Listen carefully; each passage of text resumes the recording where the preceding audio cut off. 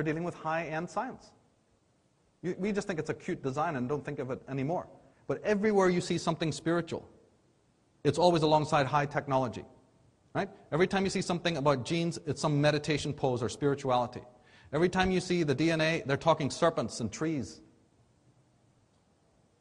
Here's the one for the countdown of war, the latest war, when war was declared on Iraq recently. This is the cover of Time magazine. They're calling it a special report.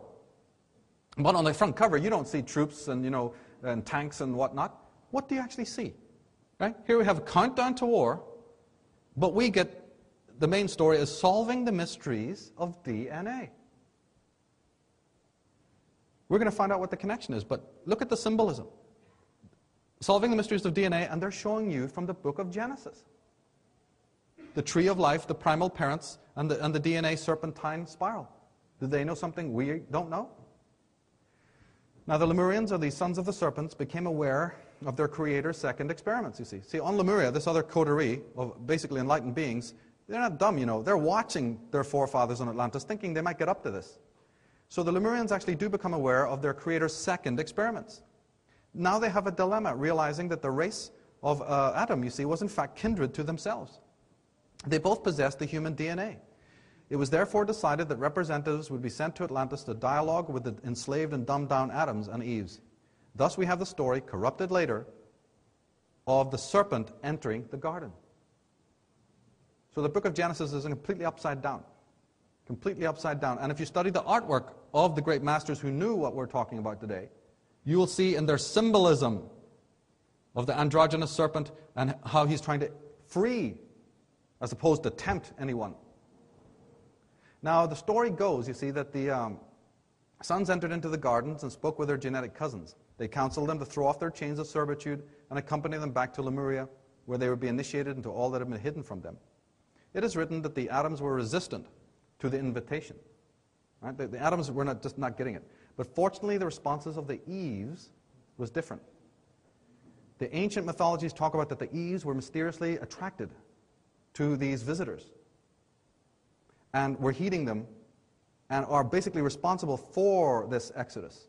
This is very much important to know because it ties into why women have been marginalized henceforth. In fact, Madame Blavatsky puts it this way. She says the appellation Satan, that means the word Satan in Hebrew, belongs by right to the first and cruelest adversary of all other gods, Jehovah, and not in the serpent which spoke only words of sympathy and wisdom. How right she is. And in the book of Genesis, we hear the hatred, you see, towards the female for doing this. This caption that we're going to read now is meant to be to the serpent, but it is not. It is to somebody else. And it says, because thou hast done this, thou art cursed above all cattle and above every beast of the field. Upon thy belly thou wilt go, and dust shalt thou eat all the days of thy life. Women committed a certain crime, quote unquote, 13,500 years ago, for which they have never been forgiven. That is why they have not held any office worth anything. Don't be fooled by what you see on today's history books. As Leonard Shlain puts it, when we look back across the historical time of patriarchy, there seems to be some terrible inevitability, a relentless desire to crush the female essence. And he admits it. This is a top scientist from San Francisco, but he admits it. The question of why is one of the most puzzling of our time. So we come full circle. What does this have to do with the origins of evil? In the preface of the Atlantis book, it says, during the next 10 years, the human race is destined to finally discover the true origins and destiny. As part of this discovery, we have to address the overwhelmingly important question of how the phenomena of evil came into the world and into the consciousness of Earth's human inhabitants.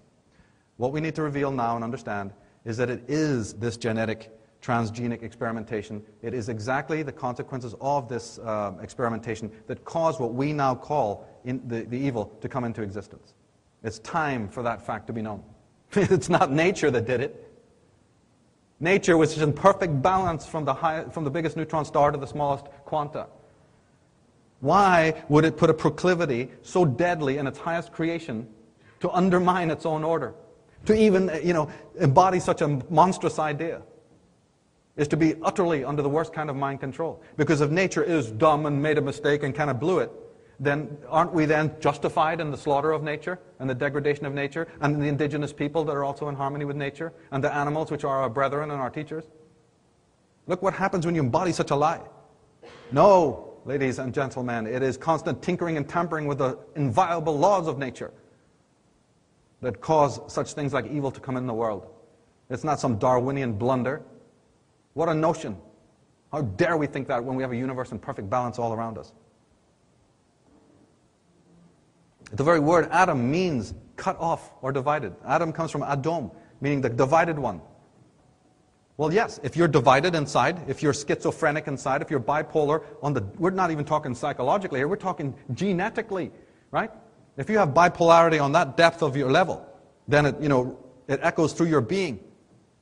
If we are psychologically, emotionally, genetically schizoid, aren't we going to create a schizogenic society?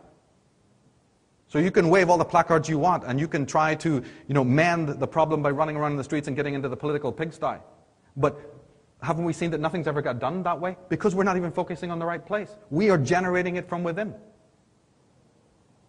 You can't scrub the outside of a suitcase to clean the laundry inside. Well, you can try. It would be a comedy for everybody watching. Comic relief. But I think your laundry is going to remain exactly as dirty as it is. You can't make a dish and just say, oh, I don't have any salt, but this stuff called sugar looks like the same. It'll do. And hope to, that you can exchange those two ingredients and that the dish is going to come out fine. Just because it looks the same. In fact, Leonard Shlain, talking about this, recounts Plato, and we read something absolutely remarkable, which has meaning for everyone here. Zeus gathered the gods in council to express his concern that these unusual creatures would one day challenge their hegemony.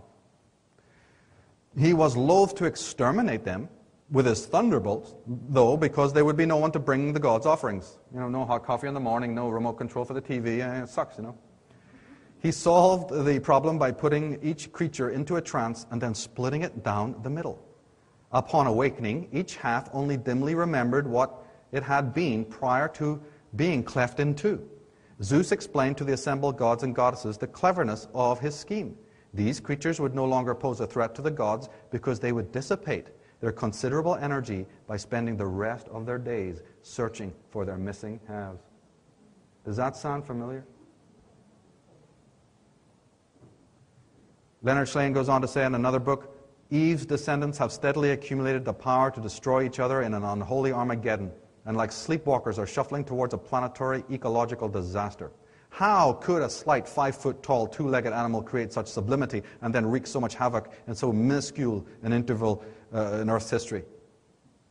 You'll walk out that door and you'll know why. Erich Fromm, the great German sociologist and social critic, says that the detailed description of the life of primitive hunters and food gatherers has shown that man, at least as he fully emerged 50,000 years ago, was most likely not the brutal, destructive, cruel being, and hence not the prototype of man the killer that we find in more developed stages of evolution. So he's dating it. He's saying, say about before 50,000 years ago, there's no evidence to show that man had these capacities for inhumanity that we have now. And we've talked about it, I've talked about it, and even on a much higher level, philosophers and savants have always talked about it. It's a very serious question in life. What is the real difference between man, right, and the primates? Or man and beast? The only trouble is, do you really want to know the answer? It isn't pretty. Man differs from the animal, all right, by the fact that he is a killer. He, the only primate that kills and tortures members of his own species without any reason, either biological or economic, and who feels satisfaction in doing so. I've lived in Ireland, I've seen it. Tolkien was in the trenches, he saw it.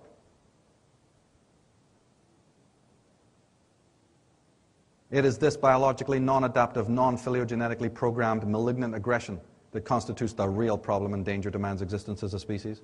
The most ample and horrifying documentation for seemingly spontaneous forms of destructiveness are on the record of civilized history. The history of war is a report of ruthless and indiscriminate killing and torture whose victims are men, women, and children. Many of these occurrences give the impression of orgies of destruction, in which neither conventional nor genuinely moral factors have any inhibitory effect. There is hardly a destructive act human imagination could think of that has not been acted out again and again. Shlain says that in regards to aggression, creation is a nightmare spectacle taking place on a planet that has been soaked for hundreds of millions of years in the blood of all its creatures. The soberest conclusion we can make is that the planet is being turned into a vast pit of fertilizer. The major rise in killing prowess occurred primarily in the last 100,000 years, and look at this. The sharpest spike is limited to the last 40,000. There's that date again.